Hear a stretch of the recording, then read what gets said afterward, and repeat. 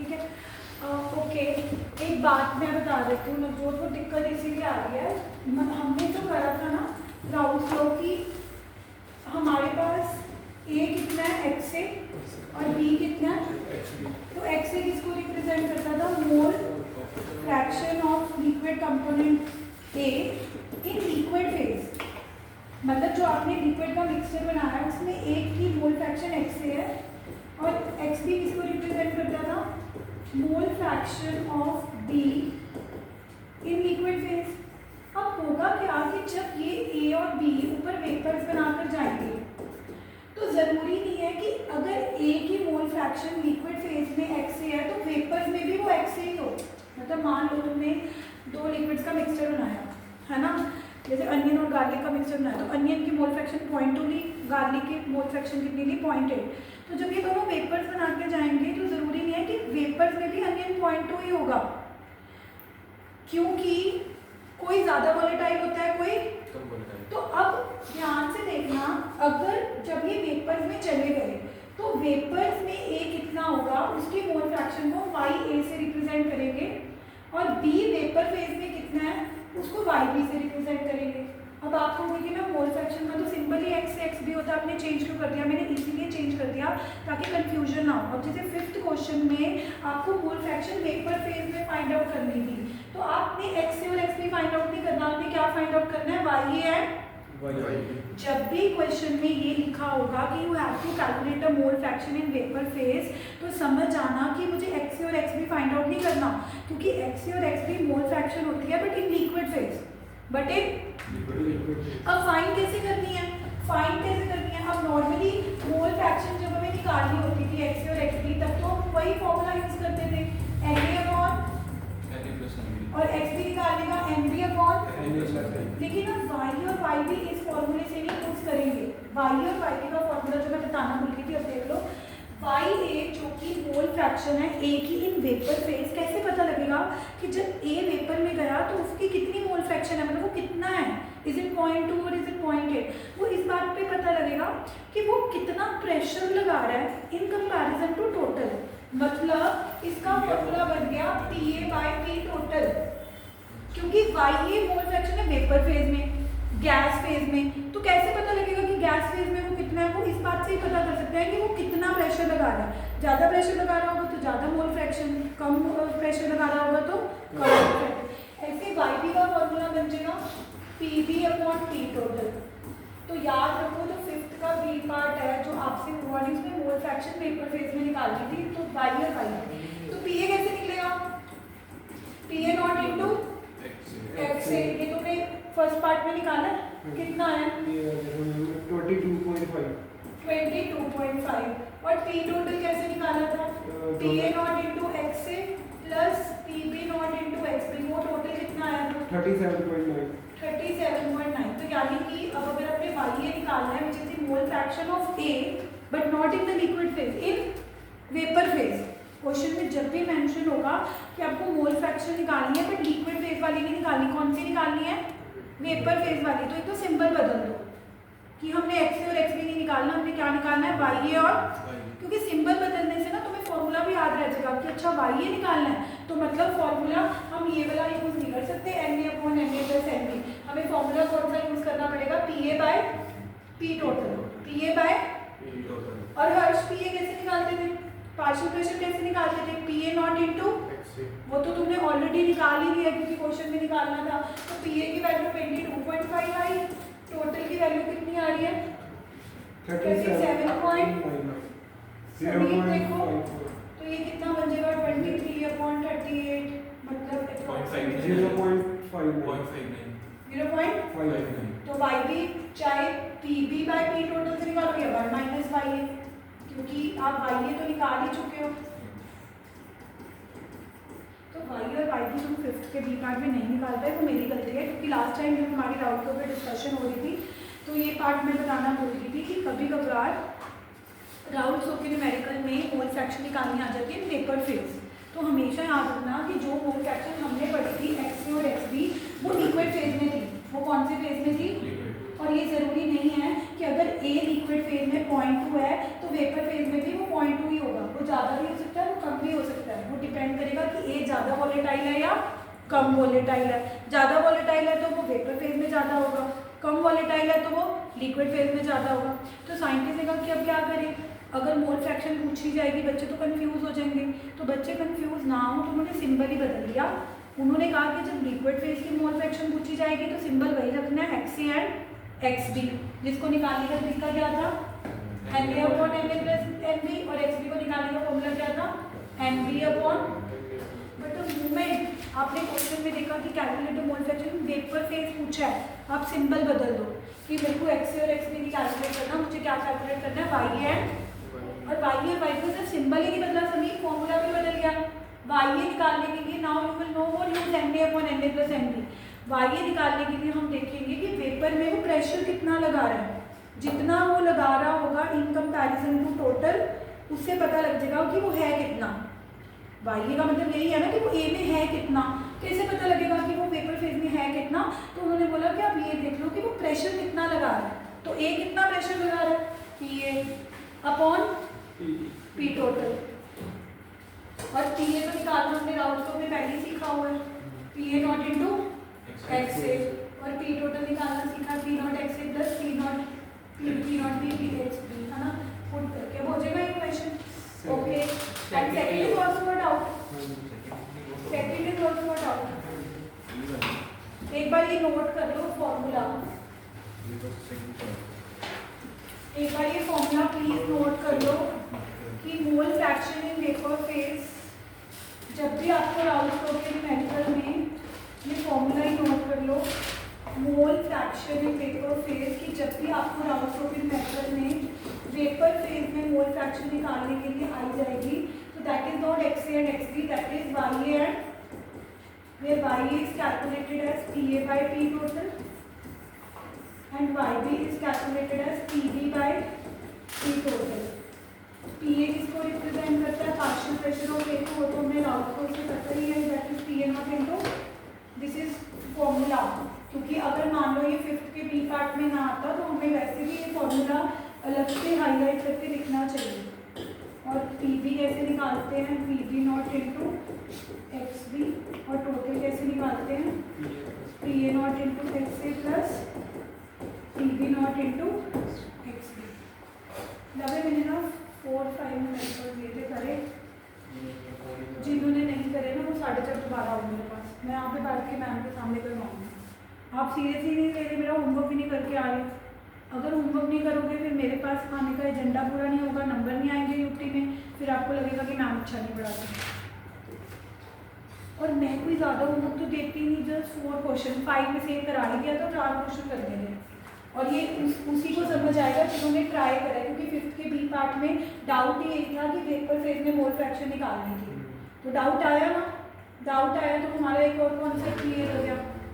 तो यही तो स्टडी होती है, study is not one way कि teacher is teaching and you are just getting, कभी तुम कुछ डाउट पूछोगे, कभी तुम कुछ पूछोगे, और जब तुम डाउट पूछोगे ना, अब जैसे नवजोत का ये डाउट था, अब ये नहीं भूलेगा कि वेपर फेज में मोल फ्रैक्शन कैसे निकालते हैं, क्योंकि उसका खुद का पर्सनल डाउट है। चीज़ें जब पर्सनल हो जाती है ना, वो चीज़ें ज़्यादा याद रहती हैं। अब उसका डाउट है, ये सुनेगा भी नहीं, क्योंकि इसका तो वो डाउट है ही नहीं। तो that is the thing, when you have a doubt, you listen more attentively. जबकि दूसरे बच्चे ने नहीं किया, वो कहेगा कि हाँ मैम मैंने भी सीख ही तो लिया। ऐसा नहीं होता, जब तुम्हें खुद को कहते हैं ना, खुद को चोट लगती है तब पता लगता है, ये वही बात है। किसी के दूसरे के दर्द तुम्हें तब तक नहीं फील होगा जब तक खुद, मतलब ठीक है, ये हो गया। अच्छा सेकंड डाउट था, मैंने जो पार्शियल प्रेशर लेगा था ये वो Dalton's law of partial pressure है। डाल्टन्स लॉ ने भी यही बोला था कि हाँ, when there are a number of gases then the total pressure is the sum of the partial pressures of all the gases, but partial pressure होता किसके इक्वल है, वो राउल्स लॉ ने दिया था। डाल्टन्स लॉ तो बस यही था कि total pressure is the sum of the partial pressure of all the gases है, उसी पार्शियल प्रेशर होता था, मतलब ए का प्रेशर इनटू वो मोल्स ऑफ ए, ये होता था पार्शियल प्रेशर। हाँ, मतलब रिलेटेड ही है। अच्छा सेकंड तुम्हारा नहीं है डाउट, किसका है तुम्हारा? Benzene and toluene form an ideal solution, मतलब दोनों राउट्स को फॉलो कर रहे हैं। Vapour pressure of pure benzene and pure toluene given है। प्योर बेंजीन का PA not 160 ml given 60 mm. Calculate the partial pressure of benzene and toluene. अच्छा okay, हाँ थोड़ा सा मुश्किल है. सेकंड क्वेश्चन इसलिए मुश्किल है क्योंकि आपको प्योर की वैल्यूज गिवन है 160 mm नवजोत, और प्योर बी की वैल्यू भी गिवन है 60 mm. अब उन्होंने बोला है कि पार्शियल प्रेशर निकालना है. Okay which is simple, P A not into X A, P B निकालना है, P B not into X B. But X A और एक्स बी निकालने का जो फॉर्मूला होता है N A upon N A plus N B, वो formula लगाने के लिए उन्होंने भी फर्स्ट पार्ट में ले रखा है equal weight of benzene and toluene.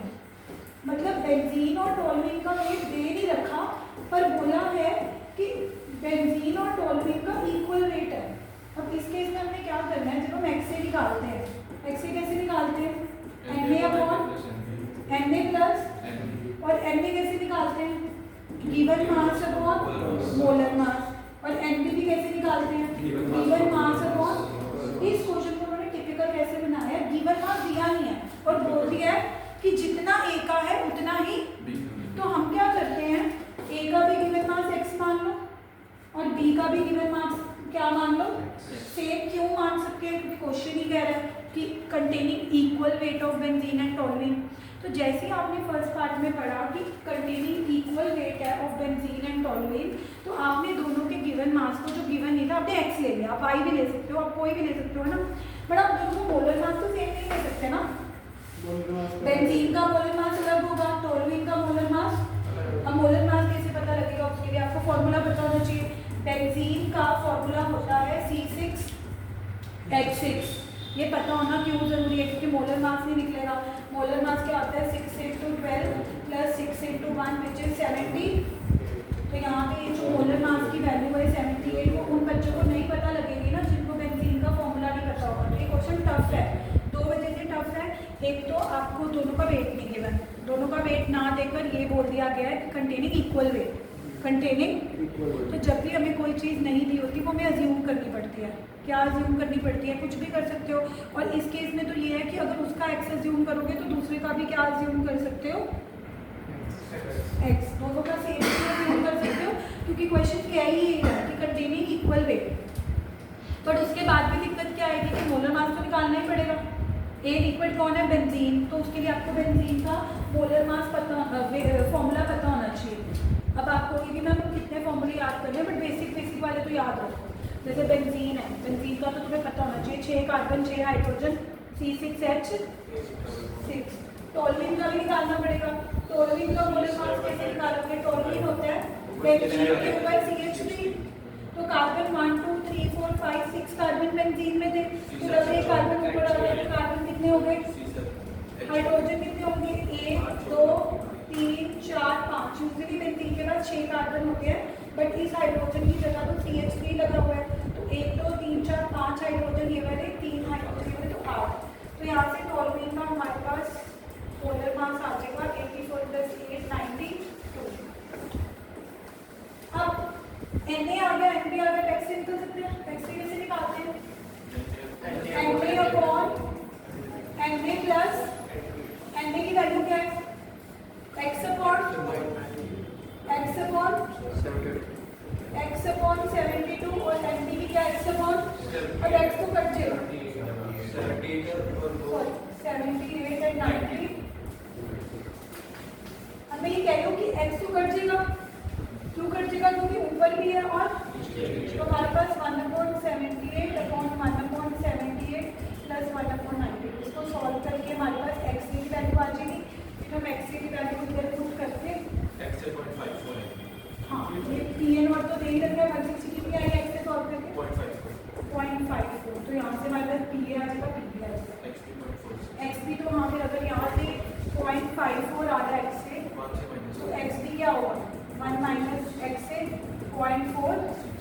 यहाँ से हम Pb नॉट की वैल्यू 60 गिवन है, xb 0.46 आ गया. तो एक सेकेंड क्वेश्चन टफ था, अच्छे बच्चे नहीं करके आते हैं, क्योंकि एक तो इस क्वेश्चन में क्या टफ था कि बेंजीन और टॉलुइन जो उनका प्योर तो गिवन था, Pn और Pb नॉट तो गिवन था, लेकिन पार्शियल प्रेशर निकालने के लिए एक्स और एक्स जो निकालना पड़ता है ना, वो निकालने के लिए प्रॉब्लम क्या आ रही थी कि हमें नंबर ऑफ मोल्स निकालने लगते हैं. तो हमें गिवन मास गिवन नहीं है, हमने गिवन मास बट गिवन नहीं है. बट उन्होंने एक चीज़ तो बोली है ना कि equal weight of A and B. मतलब जितना वेट आप बेंजीन का अज्यूम कर रहे हो उतना ही वेट आप किसका अज्यूम कर सकते हो, टोलुइन का। तो उसमें बेनिफिट ये होगा कि उसका भी अगर एक्स अज्यूम करोगे उसका भी क्या अज्यूम करोगे, एक्स, तो वो एक्स में करके जाना है। ठीक है, तो ये सेकंड क्वेश्चन है। अब हो गया। और फिफ्थ क्वेश्चन भी क्लियर हो गया कि आपका इस वजह से नहीं हुआ था क्योंकि मोल फ्रैक्शन वेपर फेज में निकाल ली थी और उसका फॉर्मूला बाई चांस बताना रह गया था जो आज मैंने क्लियर कर दिया। Whenever you have to find the mole fraction in vapor phase, we have to calculate YA and not XA and बहुत फेवरेट है ये। मतलब बाई चांस कल जो मैंने मुकत का क्वेश्चन पेपर में फोर्थ क्वेश्चन डिस्कस किया था उसमें तो नॉर्मल PA PB निकालना था ना, लेकिन मुझे ऐसे लगता है कि ना अगर टीचर ऑप्शन का न्यूमेरिकल डालता है वो वेपर फेज वाला डालता है। बाई चांस चलो पिछली बार नहीं आया था बट इस बार मान के चलो कि 50 न्यूमेरिकल आ सकता है। क्यों? क्योंकि मोल fraction in vapour phase examiner के लिए बहुत फेवरेट होता है क्योंकि टीचर को लगता है कि एक्स और एक्स भी तो और कोई निकाल लेता है। क्या बच्चे को ये पता है कि अगर वेपर फेज में मोल फ्रैक्शन निकालनी है तो एक्स और एक्स भी नहीं निकालना, क्या निकालना है, वाई और वाई के लिए फॉर्मूला भी अलग हो चुका है। Y is PA/T total and YB is PB/T total. ठीक है, तो फिफ्थ न्यूमेरिकल अच्छे से कर लेना। पता नहीं मुझे ऐसे गट फीलिंग आ रही है कि मोल फ्रैक्शन इन वेपर फेज वाला क्वेश्चन आ सकता है। चलो एंड हम आगे चलते हैं। तो ये तो था डाउट डिस्कशन। जिन्होंने नहीं करा ऑलवेज भवे ट्राई करे थे, चलो हुए नहीं, लवे ने तो ट्राई भी नहीं करे। And I know I promise your mama this time जी विल कम आई नॉट उसको वाले टाइम छुट्टियां मत लो तो बहुत और तो करके आ जाओ, मुझे बोल दो मैं ट्राई कर बट आने और कोई नहीं आया करे कमर कितने दिए, खर्च नहीं करे कितने, दो नहीं करे अगर मैं तेरी मम्मा को इतनी तारीफ करती हूँ कि हस्बैंड बहुत सीरियस हो गया फिर वही काम तुमने करे कभी तुमने करे। अब तुम मुझे बता दो कि तुम या तो घर जाके मेरे को करके फ़ोटो भेज दो अगर तुम्हें पास फोटोज आ गई और मेरे को पता है तुम्हारी हैंडराइटिंग की पहचान, ये ना कि किसी और की कॉपी की फ़ोटो कोई चलाकी मेरे सामने नहीं चलेगी। अगर तुम्हारे आ गई फ़ोटो तो मैं तुम्हें दोबारा नहीं बुलाऊंगी, नहीं तो मैं तुम्हें 5:30 या 4:30 दोबारा बुला देगा। फोटो भेजोगे तो यहीं पे आके करना है गौर से, इसके बाद करना 1.5 घंटा फ्री हो ना, यहीं पे बैठ के करना है बस। ठीक है, मैं यहाँ पे बैठ के करके जाऊँगी। ठीक है, और मेरी बात सुनो, अगर नहीं बैठना और घर जाके फ़ोटो भी नहीं भेजी तो फिर 4:30 आना पड़ेगा। थोड़ा सा मेरे को तुम्हें ट्रैक पे लाने के लिए सब करना पड़ेगा क्योंकि एक बार तुम होमवर्क करने लग जाओगे तुम्हें खुद को ही अच्छा लगने लगेगा और तुम्हें खुद को ही लगेगा कि आज मैं बिना होमवर्क करके अब देखो नवजोत करके आया ना तो अच्छा लगता है कि बच्चा पढ़ रहा है करके डाउट पूछ रहा है, तुम भी ऐसे ही करता है। चलो अब बहुत बात करके आगे चलते हैं। आज मेरे को आइडियल और नॉन आइडियल का टॉपिक खत्म करना है क्योंकि मंडे को आपका इसका टेस्ट है और मैं आपको 4:30 वाले बैच के साथ कॉमन प्लेटफॉर्म एक इकट्ठे ही हम टेस्ट लेंगे क्योंकि अब तुम साथ सबका सेम हो जाएगा फिर, है ना। जल्दी आई थी वैसे 4:30 रखूँगी।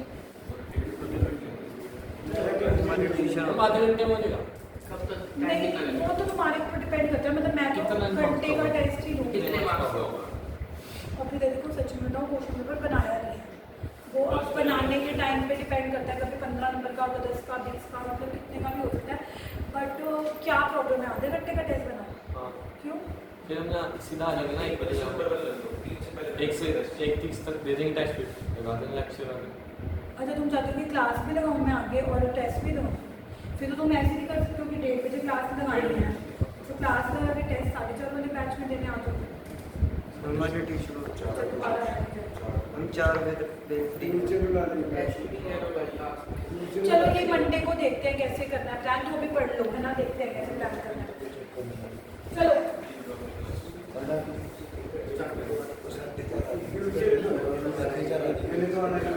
तेरा ट्यूसडे है पर बाकियों का और तेरे लिए क्वेश्चन पेपर भी अलग बनेगा, ये नहीं कि वही वाला क्वेश्चन। हाँ तो वही पढ़ा है,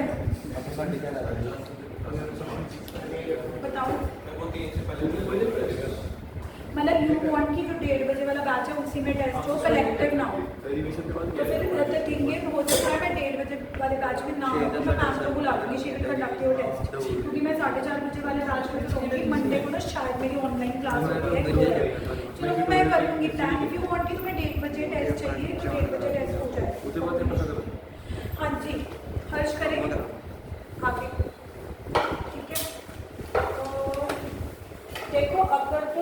बैठना है अभी 2:30 बजे के बाद, तो मैं मैम को बुलवा लूँ। You want to sit here and do your homework? Yes how many of you? Kamal Bhave पक्का बैठोगे? क्योंकि फिर मैं इंस्टीट्यूट ऐसे खाली मैं मैम को बोल देती हूँ ना कि वो थोड़ा अर्ली आ जाएंगे। वैसे वो 3 बजे आते हैं, 2:45 बजे आते हैं। नहीं तो यू टेक केयर। बट तुम्हारा टेक केयर कौन करेगा? कैमरे लगे हुए हैं कि पढ़ ही रहे हो ना, कहीं पे फ़ोन तो नहीं यूज़ कर। हेलो मैम, आप थोड़ा जल्दी आ सकते हो? लाइक जल्दी चले जाना चाहिए। मैं यहाँ पे जमा बैठ के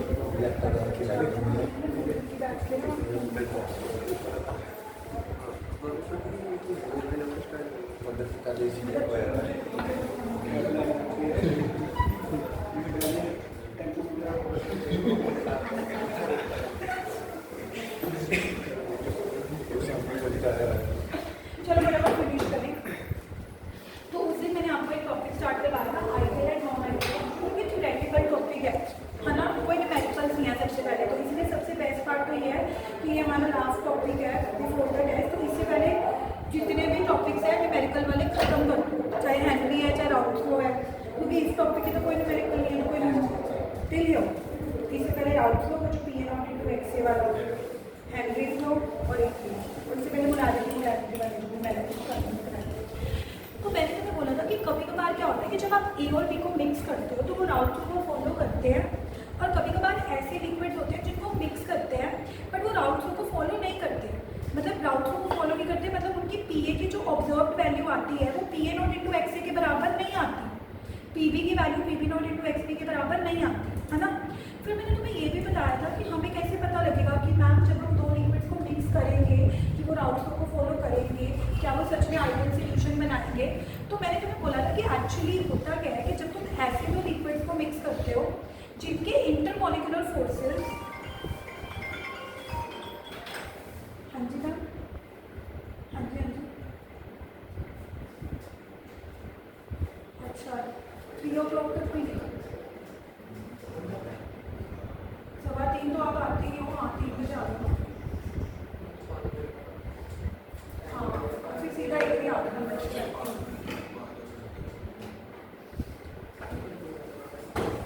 तो मैंने तुम्हें बोला था कि मेन जो लॉजिक था वो ये था कि जो अगर आप 2 लिक्विड्स मिक्स कर रहे हो ए और बी, तो जो फोर्सेस ए के बीच में है, जो फोर्सेस बी के बीच में है, तो हाँ, तो जब तुम दोनों को मिक्स करो तो ए और बी के बीच में भी सेम फोर्सेस बनने चाहिए। मतलब अगर ए के अंदर वीक फोर्सेस हैं, वंडरबल फोर्सेस, बी के अंदर भी वीक वंडरबल फोर्सेस हैं, तो ए बी के बीच में भी वीक ही बनने चाहिए। अब मैंने तुम्हें कहा कि तुम्हें कैसे पता लगेगा अगर तुम्हें इंटरमॉलिक्यूलर फोर्सेस की नॉलेज नहीं है ना, कि मैम हमें तो पता ही नहीं लगता कि अगर आप बोल रहे हो हेक्सेन, तो हेक्सेन के अंदर वीक फोर्सेस होते हैं कि स्ट्रॉन्ग फोर्सेस होते हैं। तो मैंने तुम्हें ये बोला कि अगर इवन तुम्हें नहीं भी पता, लेकिन तुम नाम देख के जज कर सकते हो कि जैसे बेंजीन है, जैसे फोर्सेस बेंजीन के अंदर फोर्सेस होंगे वैसे ही किसके अंदर होंगे, क्योंकि they are from same family. जो सेम फैमिली वाले लिक्विड्स होते हैं उनके अंदर same type of intermolecular forces होते हैं, तो चांसेस होते हैं कि जब तुम उन दोनों को मिक्स करोगे तो उनके बीच में भी सेम फोर्सेस ही बनेंगे। ऐसा नहीं हो सकता कि बेंजीन के अंदर वीक फोर्सेस हैं, टॉलुइन के अंदर वीक फोर्सेस हैं, और जैसे तुमने बेंजीन और टॉलुइन को मिक्स करा उनके अंदर स्ट्रॉन्ग फोर्सेस हो गए। नेचुरली सी बात है कि उनके अंदर भी फोर्सेस कैसे बनेंगे, वीक। तो अब मैंने तुमसे बोला कि अगर आपको फोर्सेस की नॉलेज है भी नहीं तो नाम से ही पता लग जाएगा कि अगर 2 लिक्विड सेम फैमिली के हैं, अगर उनके नाम मिलते जुलते हैं, लाइक राम श्याम, लाइक सीता गीता, तो वो पक्का आइडियल सॉल्यूशन ही बनाएंगे। लाइक हेप्टेन हेक्सेन, लग रहा है ना कि सेम फैमिली के ही है, हेप्टेन एंड नाम में लाइन बन रही है ना, क्लोरोब्यूटेन एंड, तो आप पक्का बोल सकते हो कि क्लोरोब्यूटेन में आई डोंट नो कौन से फोर्सेस हैं, ब्रोमोब्यूटेन में मुझे नहीं पता कौन से फोर्सेस हैं, बट एक बात पक्की है कि दोनों में सेम ही फोर्सेस होंगे, बिकॉज वो नेम सेम फैमिली के लग रहे हैं, क्लोरोब्यूटेन एंड ब्रोमोब्यूटेन। और जब तुम दोनों को मिक्स करोगे तो उनके अंदर भी क्या होंगे, सेम फोर्सेस। तो मैंने तुम्हें बोला था कि आइडियल सॉल्यूशन तो पहचानने बहुत आसान है। उसके बाद हमने शुरू करा था नॉन आइडियल सॉल्यूशन। तो मैंने तुम्हें बोला कि नॉन आइडियल सॉल्यूशन कैसे होंगे, राउल्ट्स को फॉलो नहीं करेंगे। राउल्ट्स को फॉलो नहीं करेंगे तो मतलब पीए की वैल्यू पीए नॉट इंटू एक्सए के बराबर नहीं आएगी। अब लगे अगर नहीं आएगी तो 2 केसेस बनते हैं ना, या तो जो ऑब्जर्व्ड वैल्यू है अगर अगर वो PA नॉट इंटू XA के बराबर नहीं आएगी तो ज़्यादा आएगी, या क्या आएगी, कम। अगर तुम्हें लग रहा है कि जो पार्शियल प्रेशर की वैल्यू है, जो ऑब्जर्व्ड वैल्यू है, वो जितनी आनी चाहिए थी उससे ज़्यादा आ रही है, जो हमारे पास ऑब्जर्व्ड वैल्यू है वो जितनी आनी चाहिए थी उससे ज़्यादा आ रही है, तो इसका मतलब है ये कौन से नॉन आइडियल सॉल्यूशन बनाएंगे, शोइंग पॉजिटिव डेविएशन, शोइंग।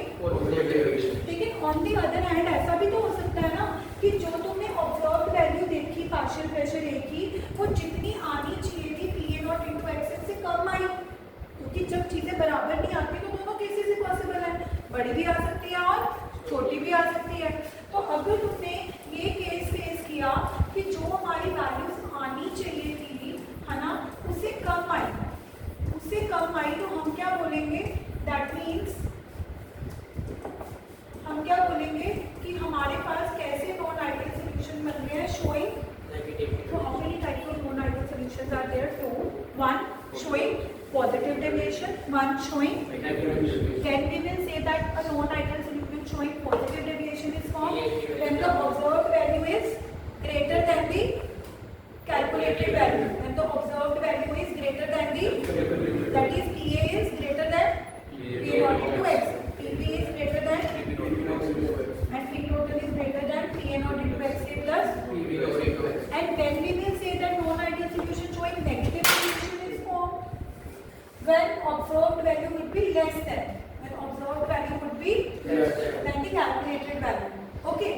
अब यहाँ तक तो मैंने खत्म कर दिया था। अब मैंने आज तुम्हें ये पढ़ाना है कि मैम हमें कैसे पता लगेगा कि आपने दो लिक्विड दे दिए कि वो नॉन आइडियल पॉजिटिव बनाने वाले हैं या नॉन आइडियल नेगेटिव बनाने वाले हैं।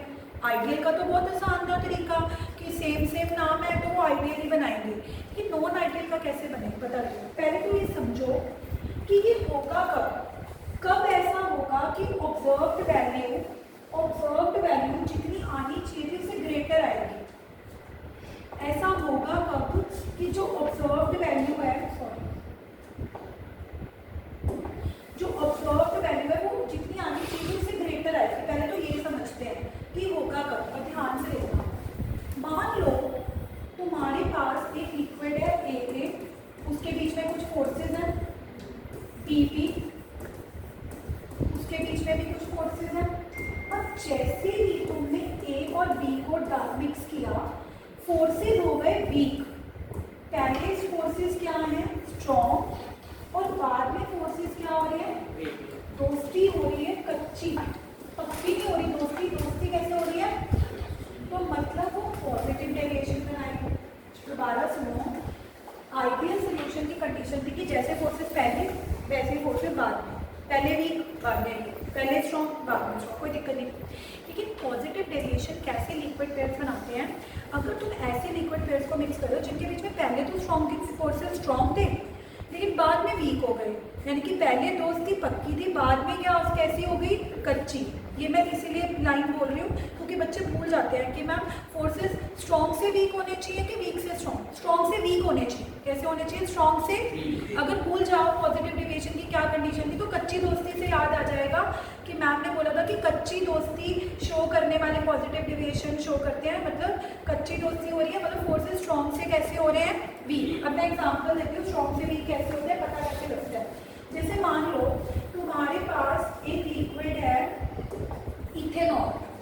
इथेनॉल का अगर तुम्हें फॉर्मूला नहीं भी पता तो लेट मी टेल यू कि जितने भी अल्कोहल होते हैं OH, OH की पहचान क्या होती है, OH, इनके बीच में स्ट्रॉन्ग हाइड्रोजन बॉन्डिंग होती है। इनमें क्या होती है, स्ट्रॉन्ग हाइड्रोजन, मतलब फोर्सेस स्ट्रॉन्ग है। अब जो दूसरा लिक्विड है एसीटोन, जो कि कीटोन है, कीटोन। अब जैसे तुम कीटोन इथेनॉल में डालोगे, इथेनॉल बड़ा खुश था क्योंकि इथेनॉल के बीच में हाइड्रोजन बॉन्डिंग थी OH के बीच में।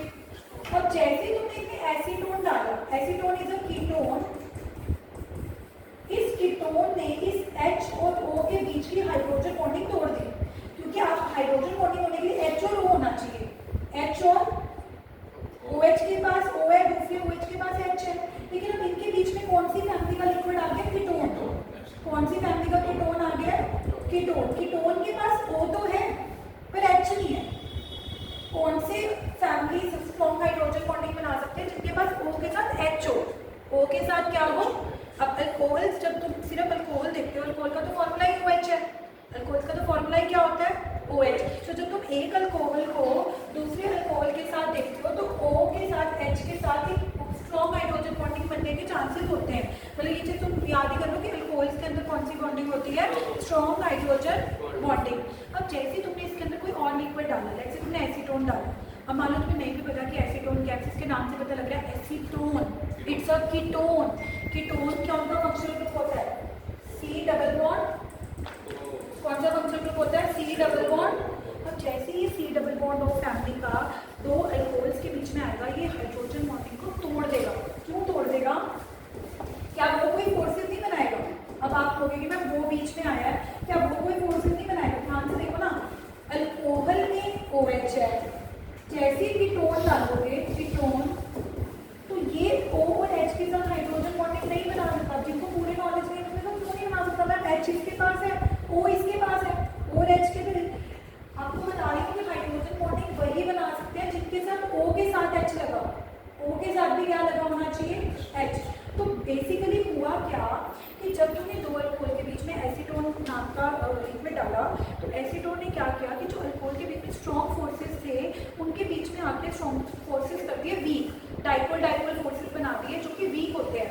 अब जैसे ही मैंने तुम्हें क्या कहा था कि फोर्सेस क्या होंगे, स्ट्रॉन्ग से वीक, दोस्ती कैसी हो गई, स्ट्रॉन्ग नहीं हुई, पहले फोर्सेस स्ट्रॉन्ग है, एसीटोन के आने से भी फोर्सेस क्या हो रहे हैं, दोस्ती पक्की नहीं हो रही, क्या हो रही है, अच्छी। तो ये कौन सी डेविएशन दिखाएंगे, पॉजिटिव डेविएशन।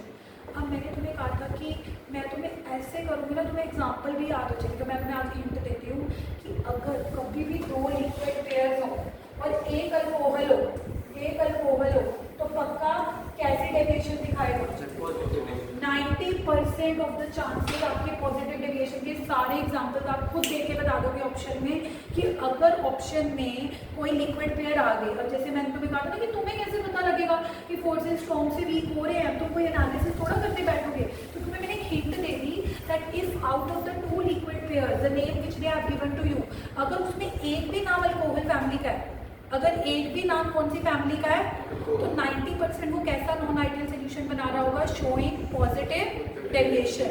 जैसे मैं आगे चल के तुम्हें एमसीक्यूज करवाऊंगी that which of the following show positive deviation. तो तुमने चारों ऑप्शन में से ढूंढना ही यही है कि क्या कोई ऑप्शन है जिसमें अल्कोहल हो, चाहे अल्कोहल इथेनॉल वाला हो, चाहे वो ये नहीं कहेंगे कि पर्टिकुलरली इथेनॉल ही होना चाहिए, चाहे इथेनॉल हो चाहे दूसरा कुछ भी हो, दूसरा चाहे एसीटोन हो, दूसरा चाहे वाटर हो, दूसरा चाहे CCl4 हो, it will always show positive. तो समझ आया कि नॉन आइडियल सॉल्यूशन कौन से लिक्विड पेयर्स बनाते हैं। मैंने तुम्हें बोला कि when two liquid pairs are made such that the intermolecular forces in AA and BB are strong but afterwards the forces are weak. अगर AA और BB में स्ट्रॉन्ग है बट A और B के बीच में क्या है, वीक। फोर्सेस कैसे हो रहे हैं, स्ट्रॉन्ग से, दोस्ती कैसी हो रही है, ये लिखना नहीं, अपने बैक ऑफ द माइंड में रखना है ताकि अगर एक बार के लिए भूल भी जाओ कि यार स्ट्रॉन्ग से वीक होते थे कि वीक से स्ट्रॉन्ग होते थे, तो तुम्हें याद आ जाएगा कि मैम ने पॉजिटिव डेविएशन के लिए कहा था कि दोस्ती कैसी होनी चाहिए, कच्ची। कच्ची का मतलब है कि पहले स्ट्रॉन्ग होनी चाहिए, बाद में क्या होनी चाहिए, वीक। तो तुम डिफिनेशन कभी गलत नहीं लिखोगे, तुम लिखोगे कि non ideal solution showing positive deviation is shown by the liquid pairs in which the intermolecular forces are becoming weaker। बाद में क्या हो रहे हैं, वीकर। या सिंपली लिखना है कि AA और BB के बीच में स्ट्रॉन्ग है, A और B के बीच में क्या हो रहे हैं, वीक। फोर्सेस स्ट्रॉन्ग से क्या हो रहे हैं, वीक। और मैंने तो बोला कि एग्जाम्पल कैसे, मतलब देखने से कैसे पता लगेगा, आइडियल का तो देखने से इसलिए पता लग रहा था कि नाम मिलते जुलते थे, राम श्याम टाइप, सीता गीता टाइप। तो पॉजिटिव डेविएशन के एग्जाम्पल हम कैसे याद करें, या अगर ऑप्शंस दे रखे होंगे तो हमें कैसे पता लगेगा। तो मैंने उसके लिए भी आपको हिंट दे दी कि 90% ऑफ द टाइम आपका ये हिंट काम कर जाएगी that if one of the liquid pair is alcohol, तो पक्का वो कैसा नॉन आइडियल सोल्यूशन बनाने वाला है, शोइंग पॉजिटिव। ऑल्दो एक अलग एग्जाम्पल ऐसा भी तुम्हें मिल रहा है एसीटोन प्लस CH2, बट मैं तुम्हें बोलूँ कि मैंने तुम्हें 90% के लिए तो सेव कर दिया कि 90% ऑफ द टाइम तो एग्जाम्पल तुमने भी देने हो तो तुम्हें एक अल्कोहल वाला एग्जाम्पल देना, इथेनॉल प्लस वाटर। अगर तुम्हें एग्जाम्पल देना हो non ideal solution showing positive deviation का, कल को तुम्हारा कोई वाइवा हो जाए कि can you give an example of non ideal solution showing positive deviation, you should not take fraction of second. तुम्हें याद होना चाहिए कि पॉजिटिव डेविएशन मैम ने कहा था कि एक अल्कोहल होना चाहिए, मैम इथेनॉल एंड वाटर, दूसरा वाटर चेप दो, दूसरा इथेनॉल के साथ CCl4 चेप दो, दूसरा इथेनॉल के साथ एसीटोन चेप दो, acetone which is the nail paint remover, कोई फर्क नहीं पड़ता, बट एक इथेनॉल होना चाहिए। एक क्या होना चाहिए? याद हो गया? मैंने कहा था मैं याद करके भेजूंगी। What is non ideal solution showing positive deviation? When the intermolecular forces in AA and BB are strong but in AB are weak. AA और BB में अलग अलग में स्ट्रॉन्ग है, बट A और B के बीच में क्या हो गए? अगर ऐसे समझ नहीं आते तो बिफोर मिक्सिंग स्ट्रॉन्ग है, आफ्टर मिक्सिंग क्या हो रहे हैं? वीक। स्ट्रॉन्ग से दोस्ती कैसे हो रही है? स्ट्रॉन्ग नहीं, पक्की नहीं। पॉजिटिव डेविएशन के लिए दोस्ती इज कच्ची, स्ट्रॉन्ग से वीक। अगर मिक्स कर दोगे फिर सारा होच पोच हो जाएगा। बिल्कुल क्लियर रखो कि पॉजिटिव डेविएशन के लिए दोस्ती कच्ची करनी है। पॉजिटिव मार्क्स तभी आएंगे जब दोस्तों के साथ छोड़ दोगे, नहीं तो मार्क्स नहीं आएंगे। दोस्ती अभी छोड़ दो थोड़ा टाइम। चलो आइए now coming to negative. Negative बिल्कुल उल्टा होगा। नेगेटिव डेविएशन कौन से लिक्विड शो करेंगे? जिनमें पहले वीक हैं बाद में स्ट्रॉन्ग होंगे, जिनमें पहले फोर्सेस वीक है पर बाद में दोस्ती पक्की हो रही है। वहां स्ट्रॉन्ग से वीक होते थे ना, वहां पे फोर्सेस पहले स्ट्रॉन्ग होते थे, बाद में कैसे होते थे? इसमें पहले वीक रहेंगे, AA और BB में वीक है, पर जैसे तुमने आपस में इनको डाला तो फोर्सेस कैसे हो गए? दोस्ती कैसे हो गई? तो कौन सी डेविएशन शो करेंगे? अब जैसे मैं इसका एग्जांपल देती हूँ, बहुत फेमस एग्जांपल है एसीटोन और क्लोरोफॉर्म का, जो पूछा ही जाता है। मतलब I have so gut feeling कि अगर नेगेटिव डेविएशन का कोई केस पूछा जाएगा तो एसीटोन और क्लोरोफॉर्म का पूछा जाएगा। देखो एसीटोन जो अभी भी मैंने कीटोन दिखाया था तुम्हें, जो मैंने फिर बोला था कि कभी भी हाइड्रोजन बॉन्डिंग नहीं बनाता है एसीटोन, क्योंकि एसीटोन में ऑक्सीजन के ऊपर नेगेटिव चार्ज होता है, H नहीं होता, कार्बन के ऊपर पॉजिटिव, तो इनके बीच में वीक फोर्सेस होते हैं। एसीटोन के बीच में हाइड्रोजन बॉन्डिंग नहीं होती। मैंने हाइड्रोजन बॉन्डिंग किस में बताई थी? अल्कोहल में। उल्टा ये एसीटोन क्या करता था? हाइड्रोजन बॉन्डिंग को तोड़ देता था। यानी कि अगर मैं एसीटोन की बात करूं तो इसके अंदर फोर्सेस कैसे होते हैं? वीक। अब तुमने क्या किया? इसमें डाला क्लोरोफॉर्म CHCl3। अब जैसे ही एसीटोन के बीच में क्लोरोफॉर्म आया CHCl3, इस क्लोरोफॉर्म के H ने इस कीटोन के O के साथ हाइड्रोजन बॉन्डिंग बनानी शुरू कर दी। उल्टा पहले एसीटोन के बीच में फोर्सेस कैसे हैं? क्योंकि एसीटोन के पास O तो है पर H नहीं है। एसीटोन के पास हाइड्रोजन बॉन्डिंग क्यों नहीं होती? क्योंकि acetone is a ketone. Ketone के पास O तो होता है पर H नहीं होता। तो जब तुम एसीटोन को नेल पेंट रिमूवर में जो लिक्विड होता है, जब तुम उसको इंडिविजुअली देखते हो तो तुम्हें उसके अंदर कौन से फोर्सेस नजर आते हैं? Weak, dipole, dipole. Dipole dipole तुमको नहीं पता लगता। जब भी पॉजिटिव और नेगेटिव के बीच में इंटरेक्शन होती है, पॉजिटिव पोल नेगेटिव पोल, तो इनको कौन से फोर्सेस बोलते हैं? डाइपोल डाइपोल कौन सी कैटेगरी के फोर्सेस हैं? अब क्या हुआ? जैसे तुमने इस कीटोन के बीच में क्लोरोफॉर्म डाला CHCl3, तो उसके क्लोरोफॉर्म के H ने कीटोन के O के साथ क्या बनानी शुरू कर दी? यानी कि पहले फोर्सेस वीक हैं, बाद में क्या हो रहे हैं? दोस्ती कच्ची से क्या हो रही है? पक्की। तो ये किसका एग्जांपल है? बहुत फेमस एग्जांपल है, very very very famous example कि explain how chloroform and acetone forms non ideal solution showing negative deviation. तो इसमें तुम यही बताओगे कि एसीटोन जो कि कीटोन फैमिली का, उसमें पहले वीक डाइपोल डाइपोल फोर्सेस थे, C डबल बॉन्ड O के बीच में कौन से डाइपोल थे? Week dipole dipole. बट जैसे ही तुमने उसके अंदर क्या डाला? CHCl3, तो CHCl3 के H ने कीटोन के O के साथ क्या बनानी शुरू कर दी? हाइड्रोजन। तो फोर्सेस कैसे हो गए? वीक से स्ट्रॉन्ग। दोस्ती कैसी होगी? पक्की। पक्की मतलब कौन सी डेविएशन? नेगेटिव। अब आप मुझे कहोगे कि मैं इसके एग्जांपल याद कराऊं। पॉजिटिव डेविएशन के एग्जांपल तो आपने याद करा दिए थे कि अगर अल्कोहल होगा, one of the liquid pair क्या होगा? अल्कोहल, तो पक्का कौन सी डेविएशन होगी? Negative. Positive deviation, sorry, one of the liquid alcohol होगा तो कौन सी डेविएशन होगी? पॉजिटिव। नेगेटिव डेविएशन के एग्जांपल याद कराओ। इसको छोड़कर, क्लोरोफॉर्म और एसीटोन को छोड़कर, तो एक स्पेशल एग्जांपल हो ही गया। इसको छोड़ के ना बाकी कोई भी अगर एग्जांपल देखोगे नेगेटिव डेविएशन वाला, उसमें ना एक एसिड होगा। जैसे हमको लास्ट एग्जांपल देखो, pyridine के साथ CH3COH एसिटिक एसिड है। ऊपर वाले एग्जांपल में वाटर के साथ नाइट्रिक एसिड है। ऊपर वाले एग्जांपल में वाटर के साथ हाइड्रोक्लोरिक एसिड है, ठीक है, या एनिलीन होगा। मतलब अगर आपको दो लिक्विड पेयर्स गिवन है, अगर उनमें से कौन सा निकल आए, चाहे ऑर्गेनिक एसिड हो CH3COH या कोई नॉर्मल इनऑर्गेनिक एसिड हो लाइक H2SO4, HNO3, HCl या one of the liquid aniline हो। तो ये एनिलीन क्या होता है? एनिलीन इज अ वैसे बेस, इसका फॉर्मूला ये होता है एनिलीन का NH2। ये एनिलीन है, मतलब ये तो हिंट दे रही हूँ मैं कि अगर लिक्विड पेयर में एक एसिड निकले या एनिलीन निकले तो वो पक्का कौन सी डेविएशन शो करेंगे, नेगेटिव डेविएशन।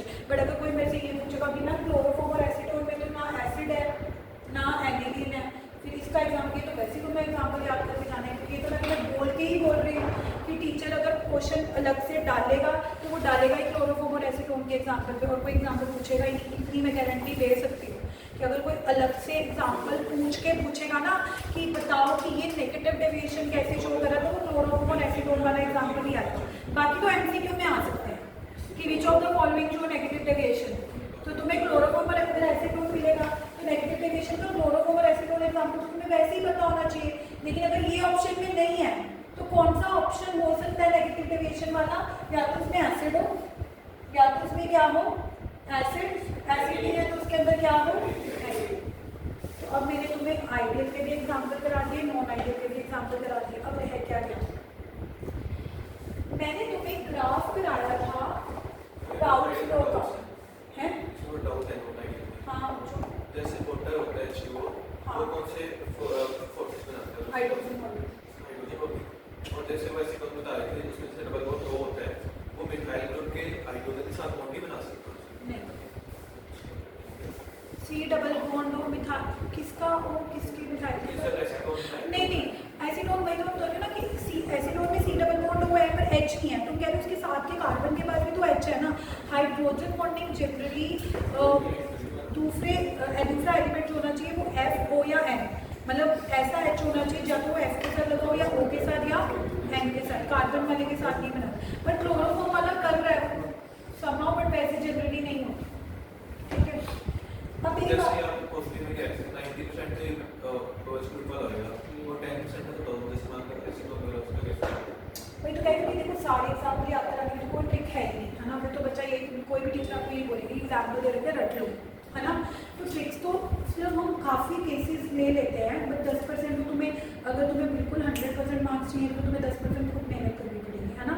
कि मैं सिर्फ ये बोल सकती हूँ कि अगर आपका लिक्विड इज एल्कोहल तो पॉजिटिव डेविएशन है, तुम्हें एग्जाम्पल ही आ जाए एसीटोन प्लस CH2, तो तुम तो कहोगे कि मैम इसमें तो अल्कोहल नहीं है। तो कभी मैं कहती हूँ कुछ भी 10% ऐसे एग्जाम्पल है जो तुम याद कर सकते हो तो कर लो, नहीं कर सकते तो भगवान भरोसे छोड़ दो, 1 नंबर MCQ का बढ़ जाएगा। क्योंकि इतने एग्जाम्पल तुम याद कैसे करोगे, हिंट वाले तो फिर भी याद कर लोगे कि पॉजिटिव डेविएशन के लिए one of the liquid pair should be alcohol, but अगर उन्होंने एल्कोहल वाला एग्जाम्पल भी नहीं दिया तो थोड़ा तो भगवान भरोसे छोड़ दो, नहीं छोड़ना तो रट्टे मार लो। क्योंकि हम हिंट्स 90% एग्जाम्पल्स के लिए बना सकते हैं, 10% तो फिर हमें लर्न ही करना पड़ता है। ठीक है, अब मैं तुम्हें कहती हूँ लास्ट चीज जो रह गई, मैंने तुम्हें ग्राफ करवाया था, ये वाला याद है, ये किसका ग्राफ था, राउल्ट फ्लो का, कि ये वाला जो ग्राफ है ये PA का ग्राफ आ रहा है, PA का ग्राफ मतलब जो राउल्ट फ्लो की इक्वेशन होती है PA नॉट इनटू, तो जो वैल्यू यहाँ से आएगी वही वैल्यू ग्राफ पे राइट करेगी। ये वाला ग्राफ PB का था, PB का मतलब जो वैल्यू तुम्हारी PB नॉट इनटू HB से आएगी वही वैल्यू ग्राफ पे राइट करेगी, और जो वैल्यू तुम्हारी टोटल आएगी वो इधर राइट करेगी। यानी कि ये ग्राफ में तुम्हें किसका पढ़ाया था, राउल्ट फ्लो का। और यही हम आपको बता रहे थे क्यों बनाना है, क्योंकि तुम आए नहीं थे, मैंने एक ग्राफ बहुत अच्छे से समझाया था और मैंने ये बोला था कि ये ग्राफ राउल्ट फ्लो का है। अब आज मैं तुम्हें बोलूँगी कि ये ग्राफ आइडियल सोल्यूशन का है, तुम कहोगे कि मैम ये क्या बात हुई, आइडियल सोल्यूशन कौन होते हैं, जो राउल्ट फ्लो को फॉलो करते हैं।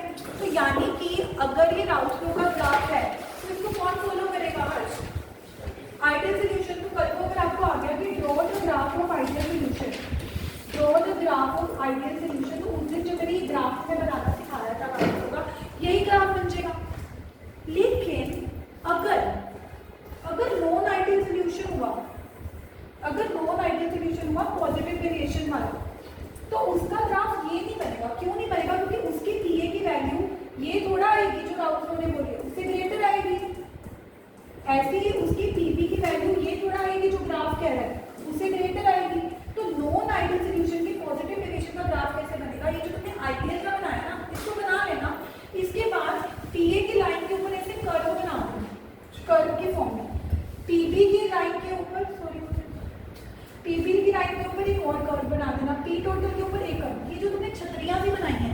ये क्या इंडिकेट कर रही है कि पीए का आना ये चाहिए था बट आ उसके ऊपर रहा है, आना ये चाहिए था आ उसके ऊपर रहा है, आनी ये वैल्यू चाहिए थी टोटल की, आ कैसे रही है ऊपर, तो ऑब्वियसली ये इसका ग्राफ बन गया।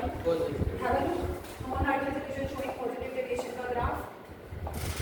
ये कैसे बनाया, पहले लाइंस बना दी, मतलब पीए नॉट को एक्स से जोड़ा, पीए का ग्राफ बन गया, पीबी नॉट को मैं यहाँ से जोड़ती थी, पीबी का ग्राफ बन जाता था, ऊपर वाली वैल्यूज को जोड़ती थी तो किसका ग्राफ बन जाता था। अब मैंने इसको डॉटेड क्यों बनाया, ये तो आइडियल है, ये किसका है, हमें बनाना किसका है, नॉन आइडियल शोइंग, तो पॉजिटिव का कैसे बनेगा, तो तुमने डॉटेड बनाया उसके ऊपर, जो पीए का बनाया उसके ऊपर, जो पीबी का ग्राफ बनाया उसके, तो जैसे ही तुम आइडियल वाले ग्राफ की लाइंस के ऊपर कर्व बनाओगे तो automatically it will become a graph of non ideal solution.